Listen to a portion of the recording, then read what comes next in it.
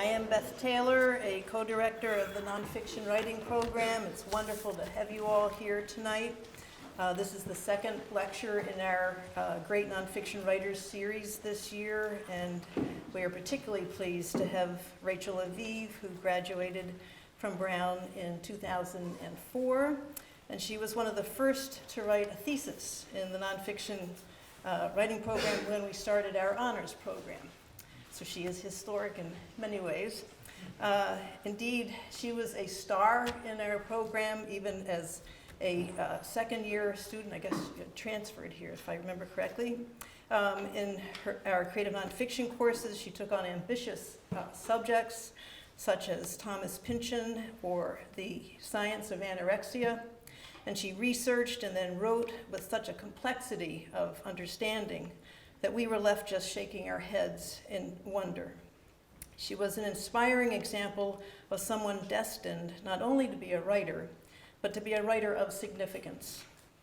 Her journey since Brown took her through Columbia's MFA, then freelancing for magazines such as The Atlantic and Harper's, and now since 2013, she's been writing on the staff of The New Yorker. She has written about criminal justice, psychiatry, education, foster care, and homelessness. In 2010, she received a Rona Jaffe Foundation Writers Award. Her writing on mental health was awarded a Rosalind Carter Fellowship, an Erickson Institute Prize for Excellence in Mental Health Media, and an American Psychoanalytic Association Award for Excellence in Journalism. Her writing is collected in the Best American Non-Required Reading of 2010 and in the Best American Science Writing of 2012.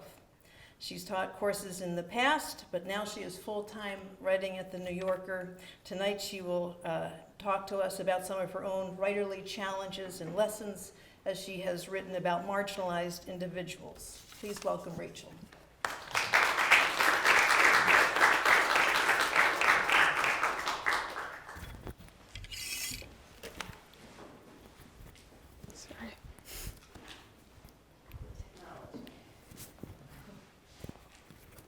I don't know if I have this right. Right? Is that working? Okay. Thank you for that. So I thought I would start by talking about what for me is the most challenging part of the writing process, and that is actually just coming up with story ideas.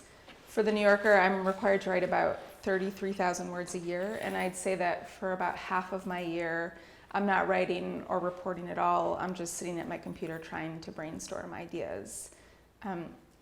That process can be pretty painful because there are a lot of days of wasted effort, a lot of time spent wondering if I'm just deluding myself into thinking I'm doing work, but actually I'm just Googling things aimlessly. When I'm looking for a story, I try to make sure that I have two strands that intersect. The first is that I want to make sure I'm writing about an issue that has some social or political or cultural significance and relevance. But that on its own is usually not enough. In order to explore that issue or theme or trend or dilemma, I also need a second strand, which is a character who can act as a kind of through line, a guide who allows readers to care about a particular trend or the inner workings of a specific institution or relevant subculture. For me, picking this guide or this character is one of the most important parts of writing the story.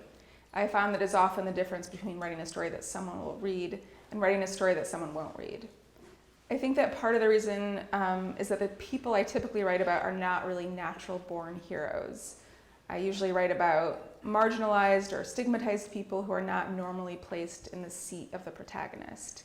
But I like the idea that by placing these people in the role of the protagonist, readers are forced to view them in a new light. They have to empathize with them and enter their worldview. I've written about a lot of different types of people, but if I'm being honest with myself, there's nothing I like more than writing about a bookish person who is psychologically complex and thoughtful and curious and probing.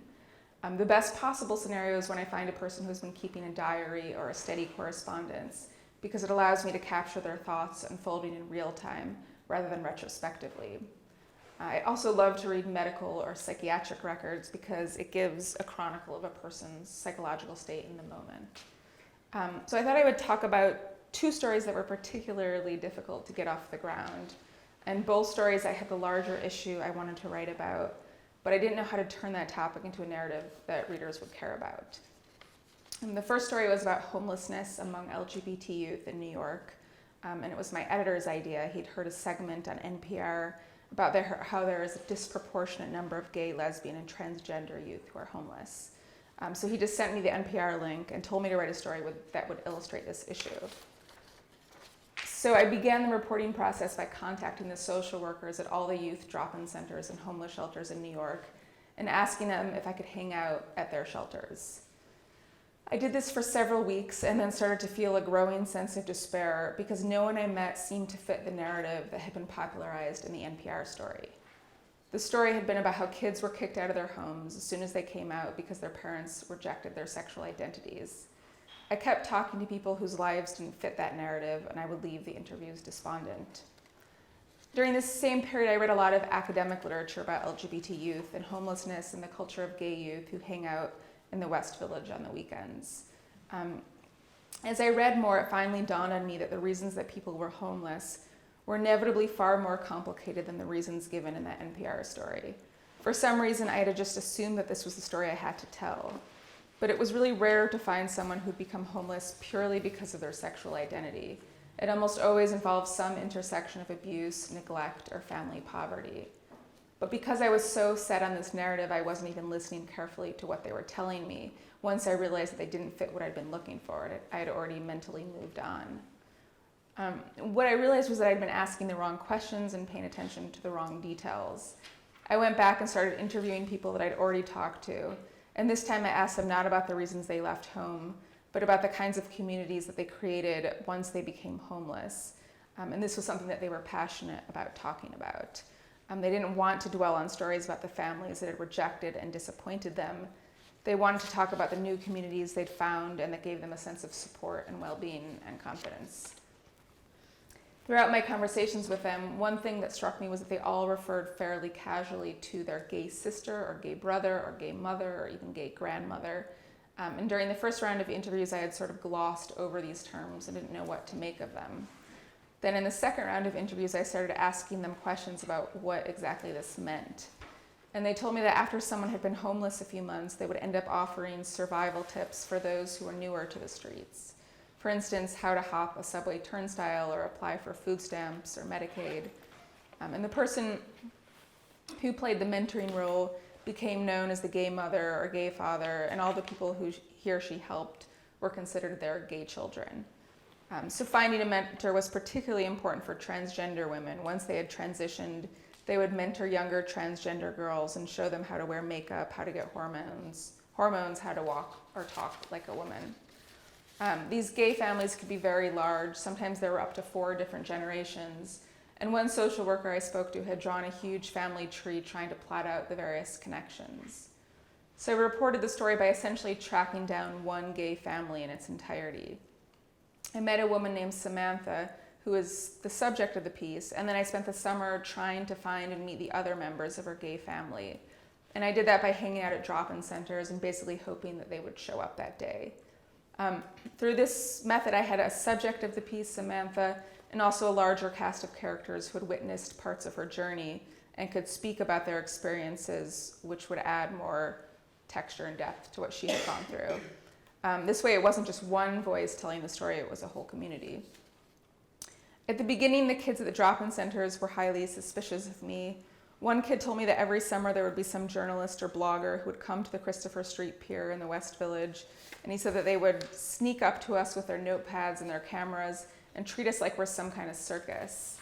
That comment terrified me because I also felt complicit, and the idea of giving off that impression just felt really humiliating and gross. But one way of avoiding giving off that impression, I think, was because I was focusing on something that people felt very proud of, which was these support networks that they had created on the streets. They wanted to talk about their gay families, and once they'd learned that I'd spoken with one member of their family network, they felt warmer to me. They felt warmer towards me. I eventually realized that it was better if I just avoided the word homeless entirely. Even though a census taker would classify these kids as homeless, that's not a word they really use to describe or define themselves. So I thought I'd just read the beginning of this piece just to give you a sense of how I tried to use one person's experience to pique the reader's interest and make them want to know more about a social issue that otherwise would have seemed obscure or boring. But I need a drink first.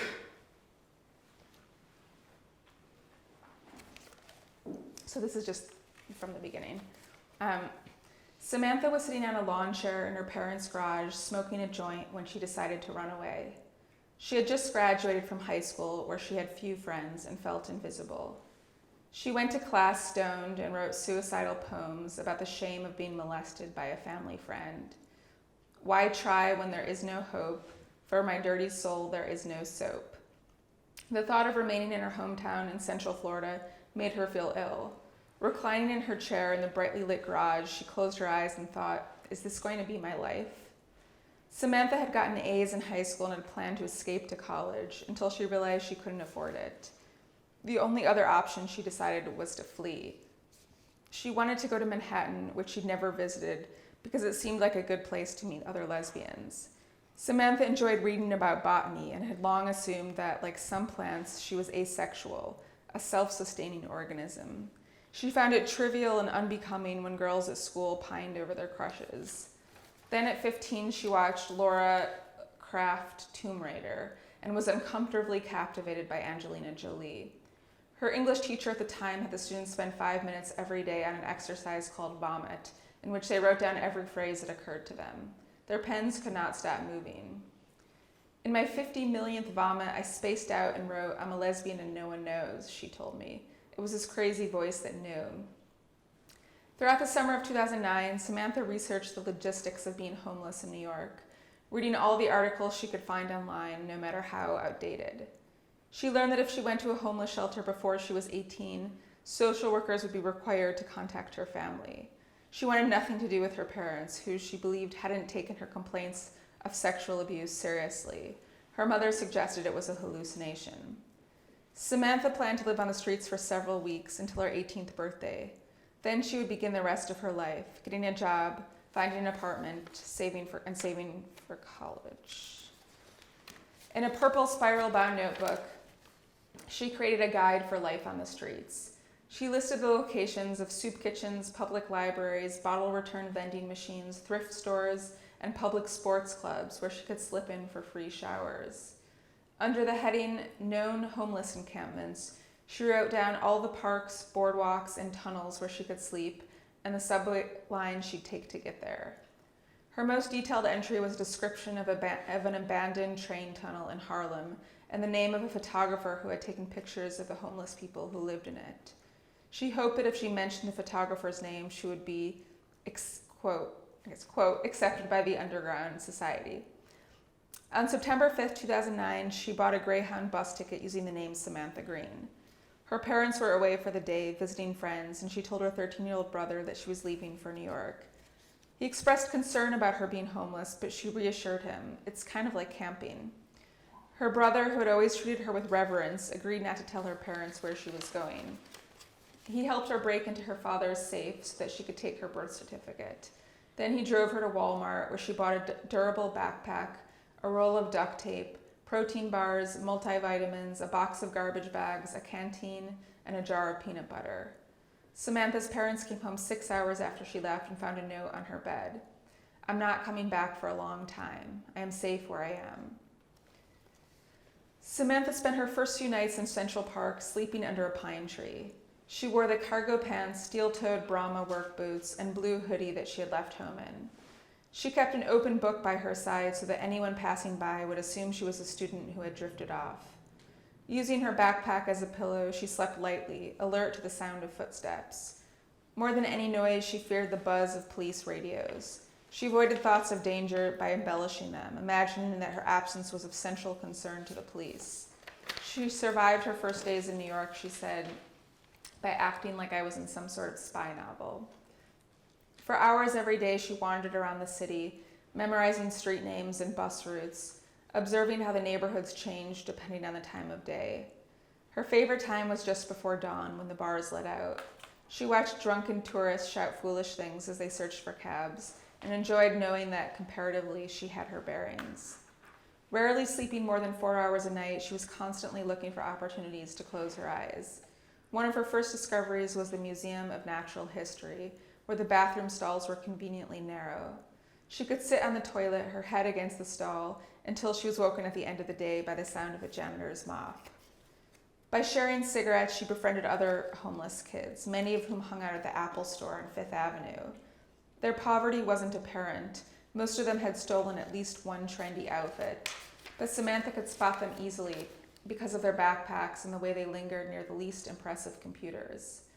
The pictures in their Facebook profiles had shiny new laptops in the background. On rainy nights, Samantha occasionally slept with them on the ACE subway line, which has the city's longest route. They called it Uncle Ace's house. One person would stay awake, on guard against cops or thieves. The rest napped until the end of the line. Many of the kids knew each other from the youth shelters, a decentralized and temporary system that turns away far more people than it houses. Samantha dropped off her resume, which she printed at libraries, at dozens of fast food restaurants, but having no job experience, and given her experience, she had packed no change of clothes, given her appearance, she seldom got called for interviews. She tried to make money by recycling bottles, but older homeless people had cornered the market. Instead, she shoplifted.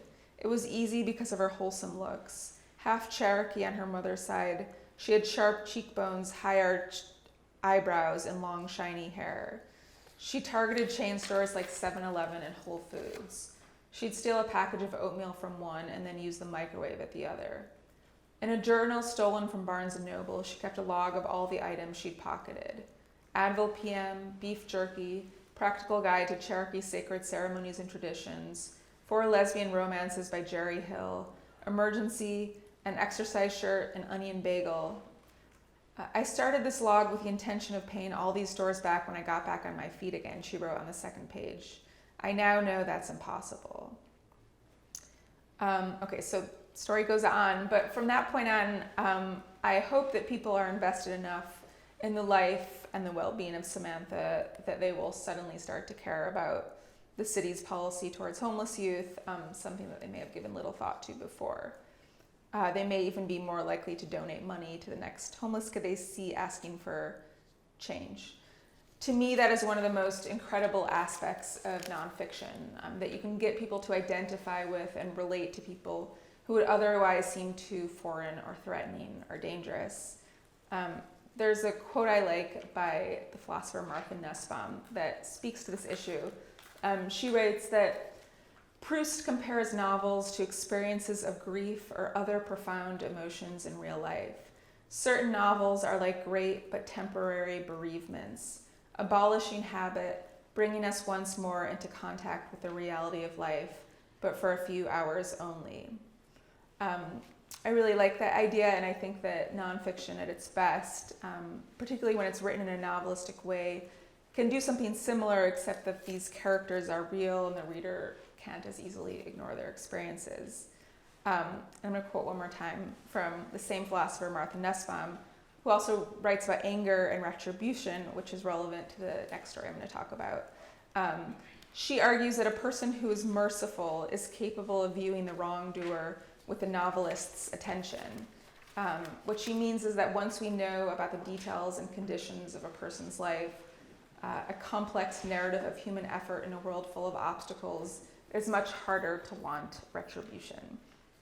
And I think that there are few populations that the general public sympathizes with less than sex offenders. I first decided I wanted to write about sex offenders and the subject of pedophilia after reading Lolita by Nabokov.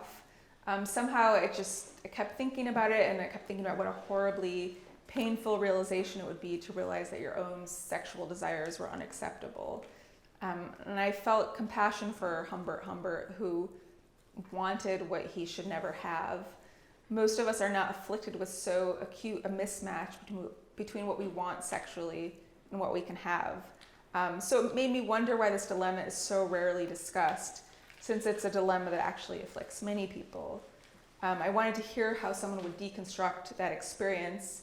It seemed to me that they probably rarely spoke about their desires because their feelings are so forbidden and stigmatized. And so the only time that they discuss these desires and fantasies is when they have already acted on them, and that on its own seemed like a very significant social problem.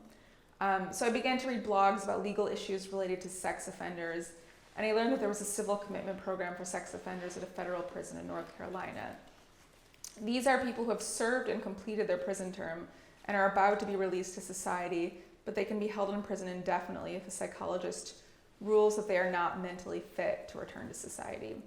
So they essentially receive two punishments. First, they serve a criminal sentence, and then after that, they are civilly committed.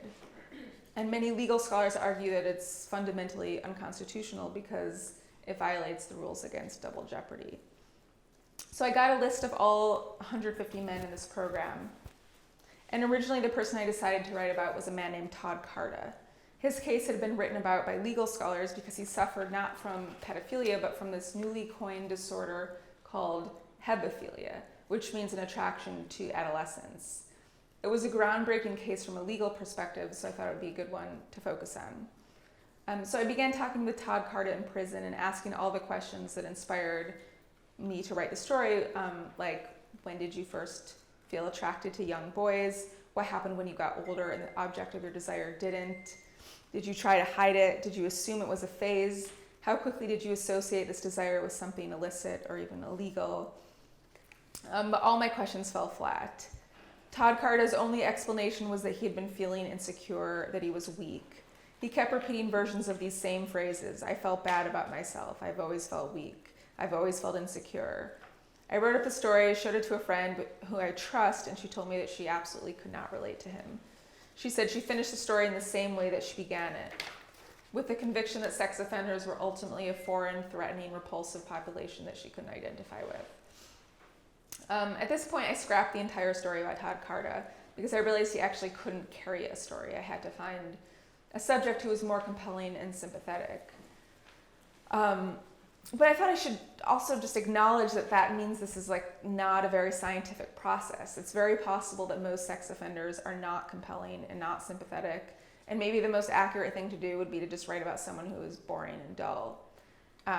This is something I've been thinking about recently, and I guess the way I've chosen to deal with the concern is to just decide that I'm willing to forfeit this ideal of finding the most representative subject if it means that I can write about someone who can provide their own account of what they do and who they are. I'm willing to make that trade-off. So in order to find a new subject for the sex offender story, I began reading through the case files of all the men who had been civilly committed at the federal level. Their court records were remarkably personal. Each offender had been interviewed by at least two psychologists, one for the defense and one for the prosecution, which meant that extremely intimate observations and psychological experiences had entered the public record. As I read through these documents, I found myself drawn to someone named John, who had been caught in a sting operation after getting involved in online child pornography. When describing why he was so drawn to this world, John told his psychologist, "I joined this subculture just to belong. I don't even know if these were my own fantasies or if I was feeding off these people. I created a very detailed, elaborate story to be accepted. I created a persona, a character. The more outrageous I could make the story, the more people wanted to talk with me." He also told the psychologist, "On the internet, I can be whoever I want to be." Hold on a second.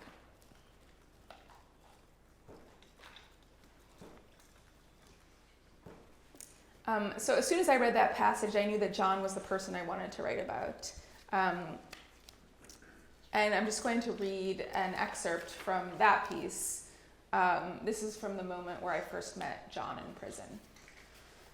I met John at a prison in Massachusetts last March in a white cinder block conference room shortly before he was transferred to the Civil Commitment Treatment Center in North Carolina.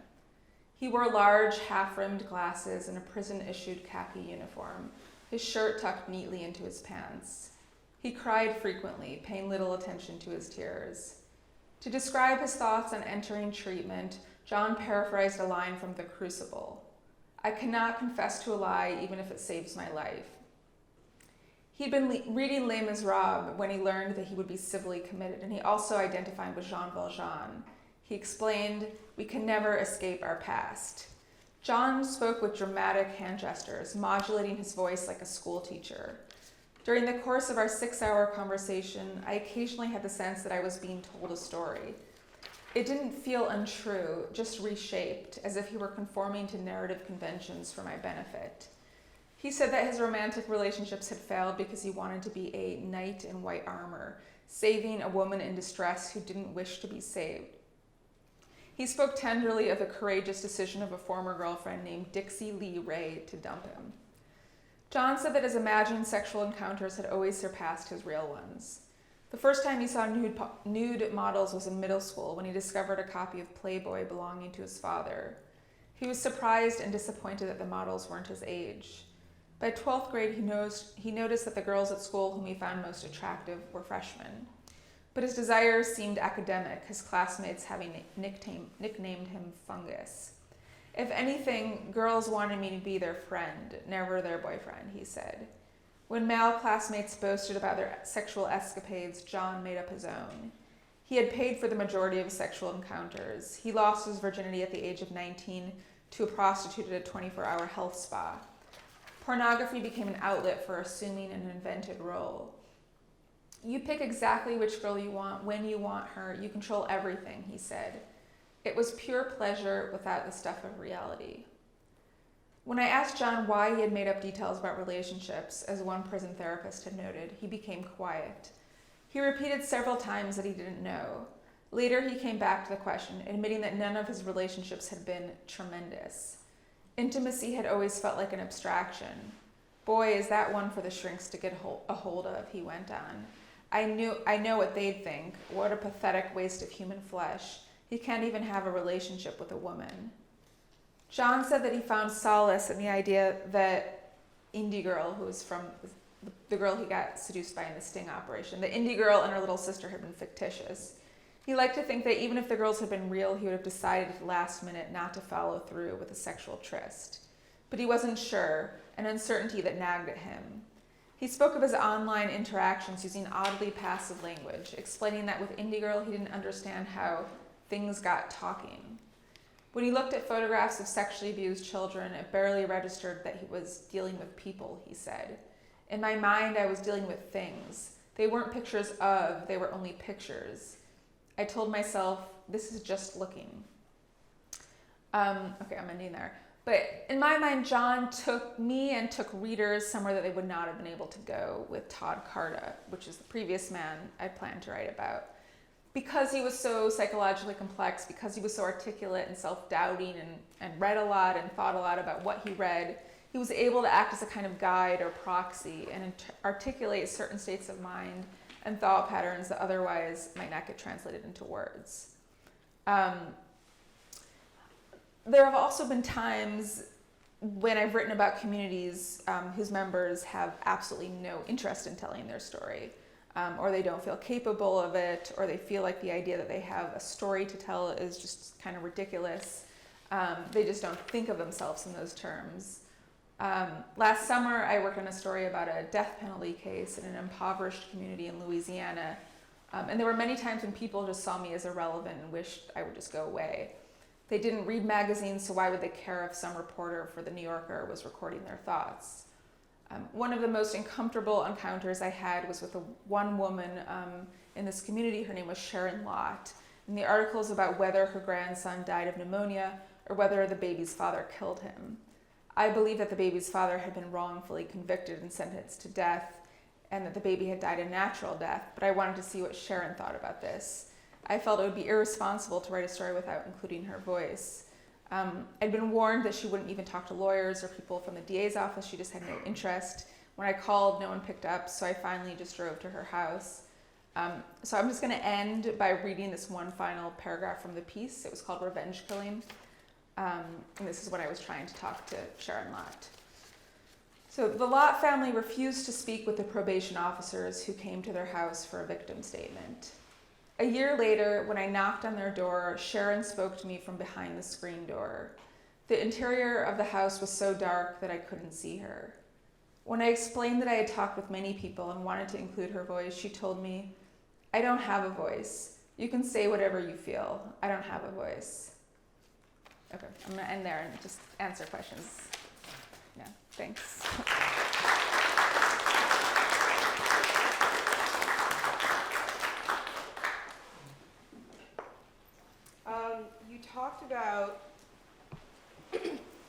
talking about the story about homelessness, you said that a lot of times there are journalists who just poke around those areas and they are a little bit nosy. Yeah. And you're like a white woman who writes for a white magazine with like a white upper class readership. And I mean, this story in Louisiana, I'm just going to go ahead and assume most of those people were probably black. Yeah. What's that like, and why is that not what you are? I'm not saying, yeah, I mean, that's why it was an uncomfortable comment, because I felt like it resonated. I think that what made me feel like I could pass that stage was that, I mean, part of the problem with that is that people are coming there, they want like a couple people to say 1 or 2 or 3 sentences, they leave, they write their story, they never interact with these people again. I think that I spent like 6 months on that story. I think that they just saw that I was interested in a different kind of way. And I wasn't asking for the sensational details of like, what's it like to be a prostitute, or what's it like to not have any food. Like, I was asking them questions that they actually felt proud of. Like, what's it like to have like formed this new community that you didn't have before. So I think, but it's like, definitely they probably felt that at the beginning, and I'm sure there were people who felt that throughout. But I think the people I ended up writing about were able to trust that like that wasn't what I was doing. Thank you. Thanks so much. This was really great. And I was wondering how at the beginning your narrative seemed to be like, there was the NPR story about homelessness, and then there was yours, and the NPR story was simplistic and yours was more accurate. But then as you went on, you presented a different version, which is actually not just to what extent does it accurately represent reality, but what does this piece do? And so then your argument became, mine was able to show them in a light of dignity, which might actually create empathy for the reader. So I want to contrast those two, because I think actually that the NPR piece was probably similarly motivated and was appealing to LGBT communities who were white, middle class, who would be able to empathize with this idea that sexuality was what let these people be on the street, and then the assumption is that being on the street is a deplorable condition. And so you want to mobilize people to help the situation. So you actually had the same political mobilization, but I think in your case, what you did was you assumed that your reader has more complex thinking skills and has a greater capacity to empathize with somebody who's not exactly like them, or you don't have to twist the details. So that's where I want to go with this, is that so in the end it seems like what you're saying isn't just the good story is the one that most accurately represents the reality or more complexly represented, but something that also creates this empathy. But in order to do that, it's the difference between your approach is that you have sort of a higher regard for the reader's ability to empathize with the complex. And so I'm just wondering about that, because for many, many activists, what they get is frustration, because that's not the mainstream reaction, isn't to empathize in this very complicated way, but it's to just recognize and want to help somebody who's more like you, right? So the average person isn't mobilized by thinking in these kind of In structural terms. Yeah. Right. So I just wanted to hear how you reckon with that. I mean, do you think of your political, I guess, your ability for your piece to have a political effect as your primary reason? No, not really. Yeah. I mean, I think of it more as just the way, like the feeling one gets from reading about people, that just from like entering people's lives. But in my mind, if you're going to ask people to participate in their lives in that way, or if you're going to ask them for their time, you should have some sort of like they should be getting something out of it. Like, that's how I think of it more. That like, I don't want to ask someone for their time just to write some piece that's like going to entertain a couple of people. Like, I want the person to feel like there's a reason to talk to me, because we both have some similar sort of goal or idea of what we hope this piece will like do in the world. But it's not as, I'm not coming from it from like I want to change the law perspective. Maybe, yeah. Do you feel like you could have been anything else in your life except for a professional writer? I think I would have liked to be a psychologist, psychiatrist. Yeah.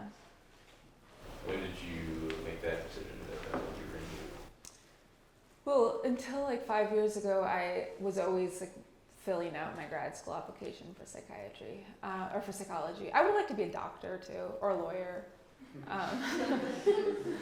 I mean, I think I didn't realize that when I had this idea that if you're going to be a writer, all you do is write. And like now I realize that you can be a doctor and you can also write. You can be a lawyer and you can also write. And actually the stuff that you're doing like gives you more stuff to write about. I mean, one of the problems I thought with the nonfiction program at Columbia MFA, the Columbia MFA program, was that people got good at writing like pretty sentences, but they didn't know what to write their sentences about. Like they just didn't have any material.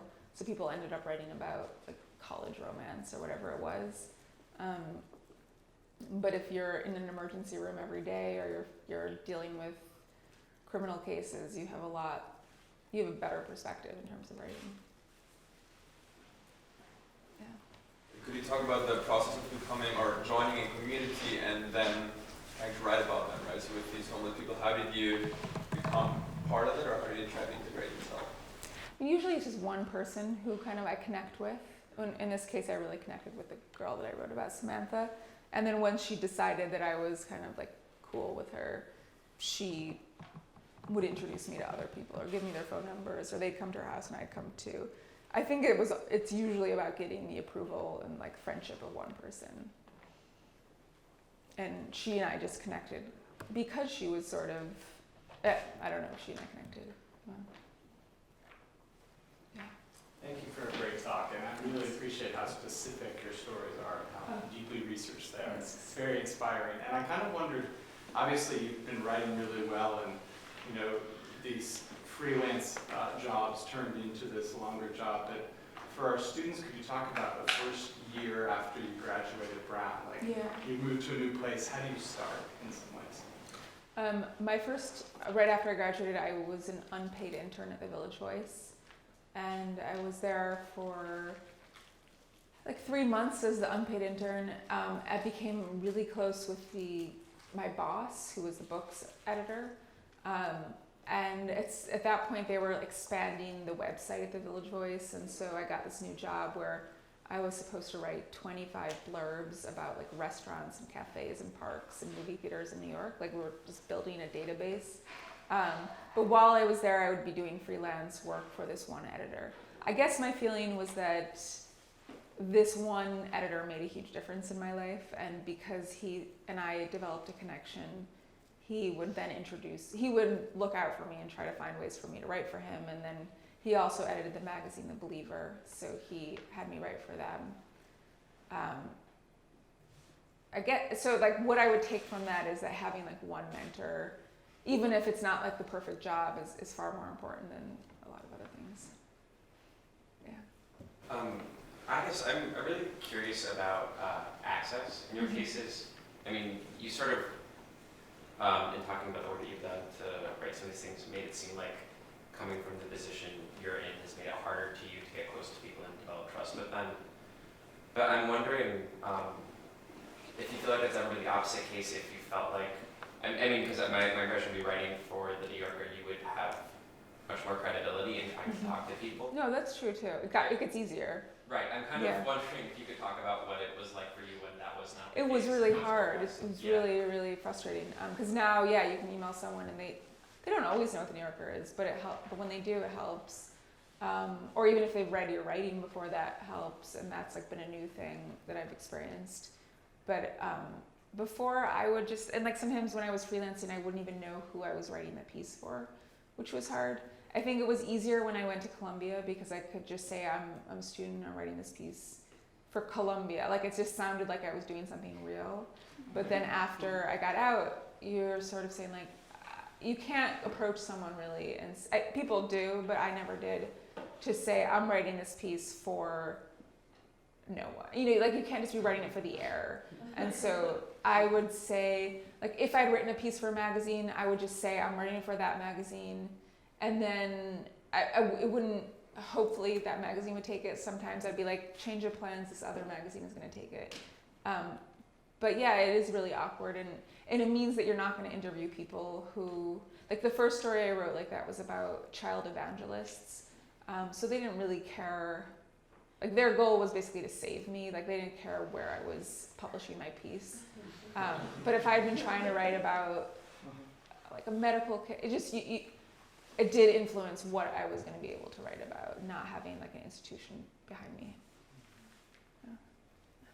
Do you think these one characters are best for, long form journalism, or do you think that they could have stood for like a longer book, 100 pages? And then my second question with that is, how do you incentivize these people to give you such rich detail and sit down with you day after day? Like for me, with Samantha, for instance, she thought that the way that homeless people were treated was also problematic. So for her, she kind of liked the idea that like the way homeless people were represented was incorrect, and that she was sort of helping correct the record. But there are some people who just like they have a lot to say, and that there is something. It's almost like therapy or something. Like they like. I wouldn't meet her every day. I would meet her like once every week. I'd give her like some space. But I think that process, she'd gone through a crazy experience, and like she knew that it had been a crazy experience. So I think she kind of liked talking about it. Or the sex offender I wrote about, I think he thought what he was going through was insane, and so he wanted to like raise awareness. I mean, he wanted my story to help his case. Like that was his direct goal. But what was your first question? Do you think they could stand like? Oh, I don't know. I'm always asking myself that question. I would like if it would, but I never know. I mean, because I would like to write something longer, but I never know if I can just base that on one person. What happens when your goals end as like a group as well as don't interact? I can't imagine that your piece about this is going to help this case very much. In that case, I think they did interact, because I was ultimately, the article I was writing was like, these laws are insane. I actually try not to write articles where they don't, where they're like in conflict, and I felt really badly about that child evangelism story. Yeah, and that sort of changed the way I was thinking about writing, because I just felt uncomfortable about, I felt really close with these people, they felt close to me, they really liked me, they just thought that my story was going to help bring people to Christ, and like I don't think they knew what to make of the story, but I just felt weird about that total mismatch. And after that I started thinking more about like what I wanted a story to do, and like trying to make sure that the people I'm writing about, at least the main people I'm writing about, sort of want the story to do the same thing. Have you ever felt compelled to show drafts to individuals so they can see how they're being portrayed? It's not even allowed at the New Yorker. So people have asked, but I'll just always say you'll get a chance to, like the way that the fact checking works is that the New Yorker is the fact checker kind of reads every single sentence that relates to that person. So they'll get a chance to hear how they're represented. But yeah, I've never sent a draft to someone, and I don't think it's a good idea generally, because like you don't even know, your draft might change, and you might have done something kind of sloppy, and there's a risk of alienation, I think.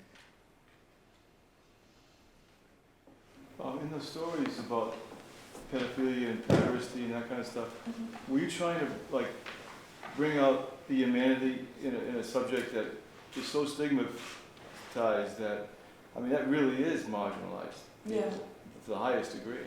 Yeah. So, I mean, you're trying to bring out the humanity behind that? Is that what you're trying to do? Yeah, that's what I felt. I just felt like, like reading Lolita. Like, I understand that that's a horrible dilemma. If you don't act on it, you're in a horrible situation. And I felt that, like, there's no way that people really talk about that. I mean, how would it, like, if you were a straight guy trying to research something like that, I mean, you might get arrested, even. Just by doing research on the internet, it's so stigmatized. Well, I didn't go to any child pornography sites, but yeah, if I'd gone to them, I would have gotten in trouble. All right, I could risk arrest or something. Right. I mean, but yeah, I didn't go to any of those sites for that reason. So you just decided to go with it, just with, going with that strand where the character-driven side of it then. Well, there was so much legal material, like legal documents related to each person's case, that I could get a lot of, I mean, the lawyers, or not the lawyers, but the investigators are looking at that material. So I saw it described in words, but I didn't see it myself. And I know that there was an NPR reporter who got arrested like for doing a story about child pornography and looking at it. So I didn't go to those sites. Yeah. After your stories are published, do you, and if so how, do you follow up with your sources? Usually it's just, I don't know, it like always seems like it's going to be more complicated than it is. Like I've had people I'm writing about like express a lot of anxiety, like you're going to drop me, like, I mean, like there was this Hasidic guy who was like really worked up, and he was like, you know, what am I going to do? And it's over. And I don't know, I find that people like lose interest in me at about the same pace that I sort of move on. Like it's not, it doesn't feel like they're like clinging to me. Like this John guy, he still writes me a letter like every 6 months. It tells me how things are going, and I respond. People send me updates a lot. We keep in touch, but it like fades pretty naturally. I haven't had a bad situation where someone just really wanted more. I'm wondering on the sex offender piece, I mean, now I want to read it, but I'm wondering, since you started out, when you asked your questions, positing a parallel between homosexual desire, heterosexual desire, and then desire for a child, saying this is the same kind of desire, and the only difference is that one is stigmatized. I mean, there's kind of the frame, one is stigmatized and one isn't, or that's... I don't know that I'm positing anything. I'm just saying that they're stuck with a desire that is really bad. Well, but just calling it desire, so you're putting it in the same category as other kinds of desire. Whereas that first guy who was not charismatic was like, it was bad, I'm weak. And then the guy that you did end up writing about, his narrative is, I was kind of this passive person who was possibly manipulated by these technologies and what this pornography offered to me. So both of them sort of kind of had a different figuring of what this thing is, and didn't necessarily think of it in terms of desire. So I'm just wondering if in the process of that you changed your view.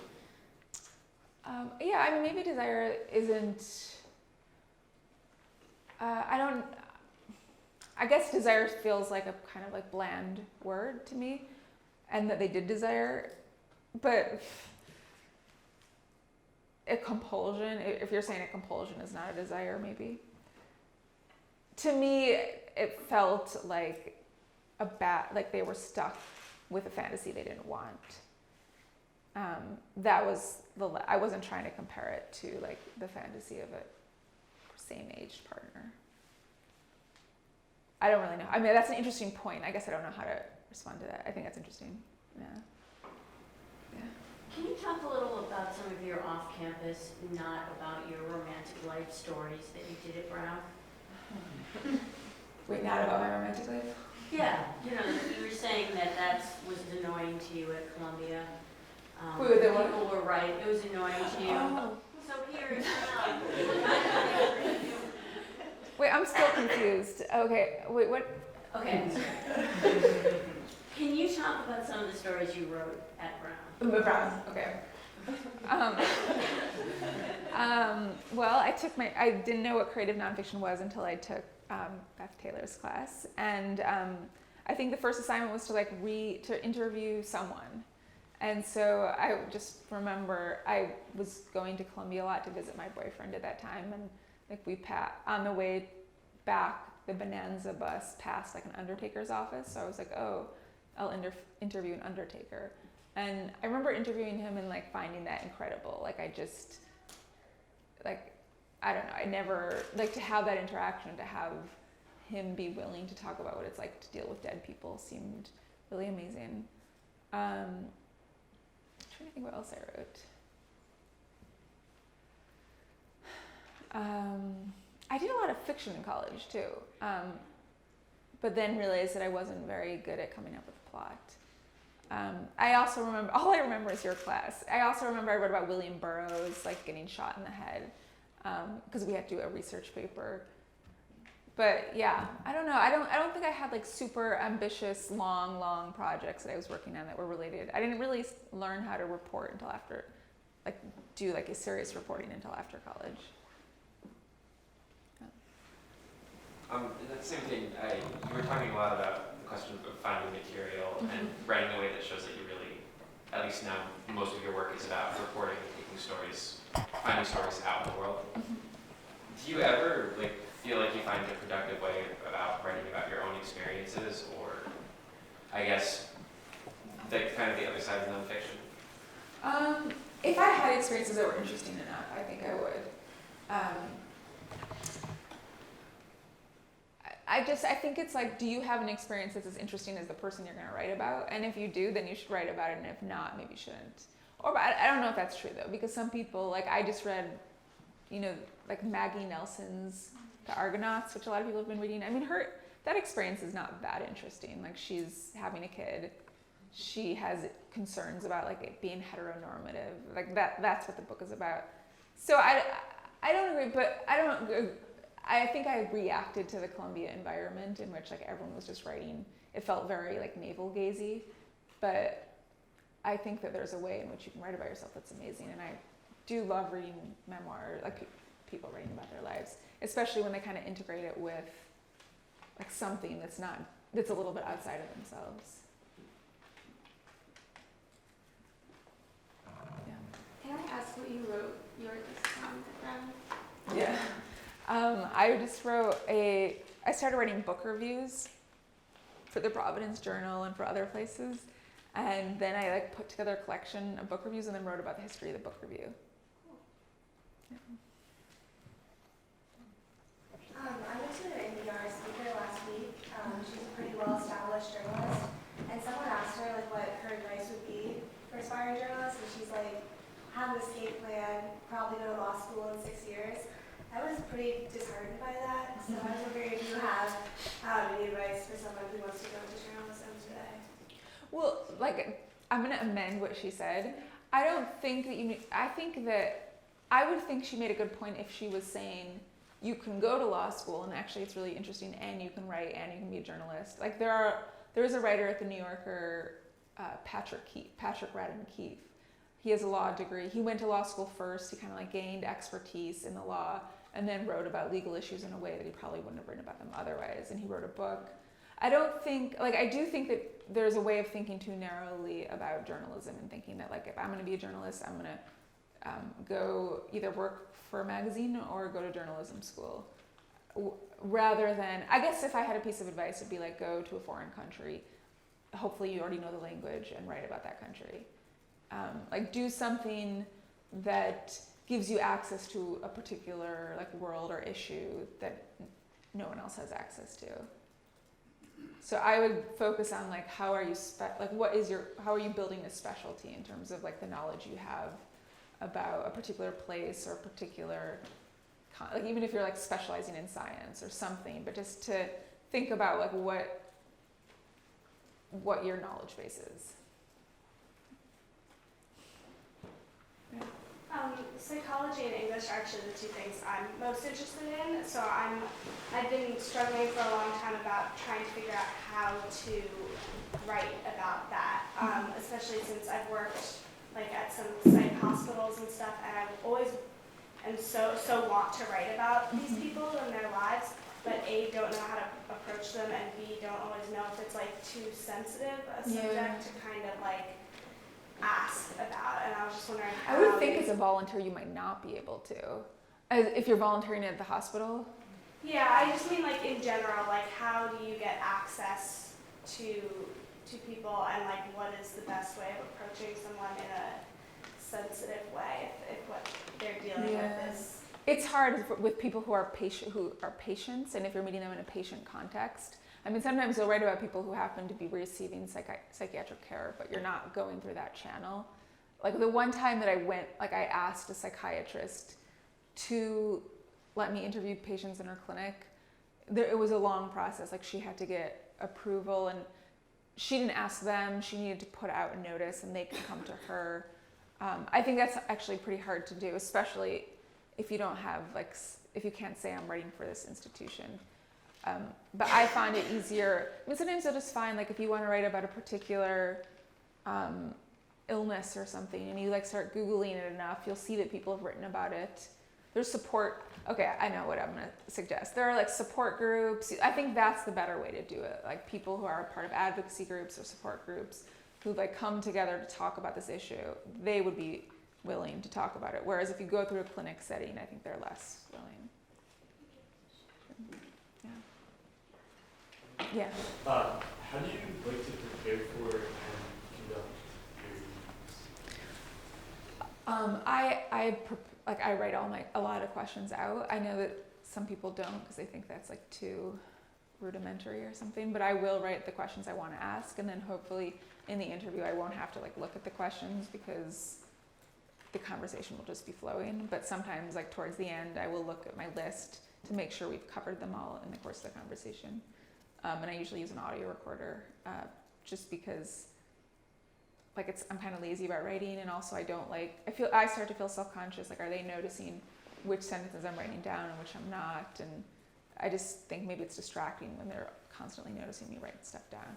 And also, like, do you like try and have a specific amount of time for doing that you've found works best? No, I mean, hopefully as long as possible.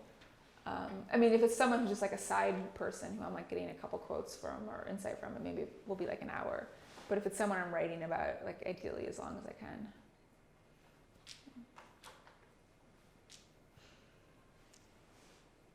Okay then, thank you so much. Thank you.